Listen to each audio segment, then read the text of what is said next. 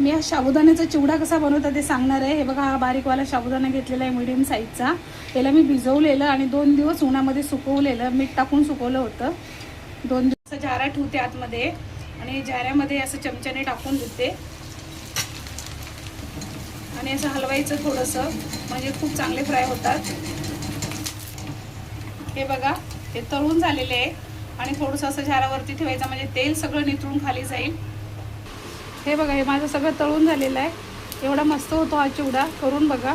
हे थोडे शेंगदाणे पण असे तेलामध्येच भाजून घ्यायचे, तळूनच घ्यायचे। हे शेंगदाणे असे तेलामध्ये तळून घेतलेत मी। आणि हे हिरवी मिरची, हे शेंगदाणे तळलेले आहेत। हे बटाटेच आहेत। हे मी बटाटे बारीक कापून उन्हाला सुकून याला तळून घेतलेले आहे, हे पण टाकते याच्यामध्ये। हे पिठी साखर आहे, हे साखर टाकते थोडीशी। मीठ तर मी पहिलंच टाकलेलं आहे, जेव्हा आपण साबुदाणा भिजवतो त्यावेळेसच मीठ टाकलेलं आहे याच्यामध्ये, त्याच्यामुळे मीठ खाऊन बघूनच टाकायला पाहिजे नंतर। हे बघा, माझा चिवडा रेडी झालेला आहे, खाण्यासाठी तयार आहे। आवडला तर लाईक करा, शेअर करा, कमेंट करा, सबस्क्राईब करा माझ्या चॅनलला। नवीन नवीन व्हिडिओ तुम्हाला बघायला भेटतील।